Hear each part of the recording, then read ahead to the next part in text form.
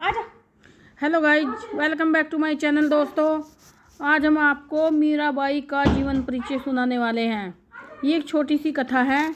ये कृष्ण भक्त है। चलो सुनते हैं। बचपन और विवाह।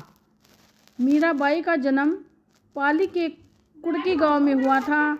बचपन में ही उनकी माँ ने उन्हें कृष्ण की मूर्ति दिखाकर कहा कि ये तुम्हारा दूल्हा है। इसके बाद मीरा कृष्ण को ही अपना पति मानने लगी। उनका विवाह मेवाड़ के राजा भोजराज से हुआ था, लेकिन उनका मन सांसारिक सुखों में नहीं लगा। कृष्ण भक्ति। मीराबाई का जन्म प्रेम इतना गहरा था कि उन्होंने राज से जीवन त्याग कर साधु संतों के साथ कृष्ण भक्ति में रम गई। भजन और कविताएं। मीराबाई ने कृष्ण भक्ति में कई भजनों और कविताओं की रचना की। उनके भजनों में प्रेम, विरह और कृष्ण के प्रति समर्पण के भाव मिलते हैं।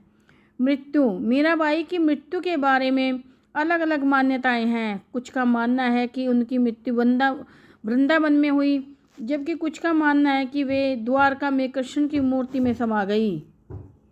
मीराबाई का महत्व। भक्ति आंदोलन। मीराबाई भक्ति आंदोलन की एक महत्वपूर्ण कड़ी थी। उन्होंने कृष्ण भक्ति को जन जन तक पहुंचाया। प्रेरणा। मीराबाई का जीवन भक्तों के लिए ही प्रेरणा का स्रोत है। साहित्य। मीराबाई की कविताओं और भजनों में हिंदी साहित्य को समृद्ध किया गया। संक्षेप में, मीराबाई एक महान संत, कवित्री और कृष्ण भक्त थी, जिन्होंने अपना जीवन कृष्ण के प्रेम में समर्पित कर दिया।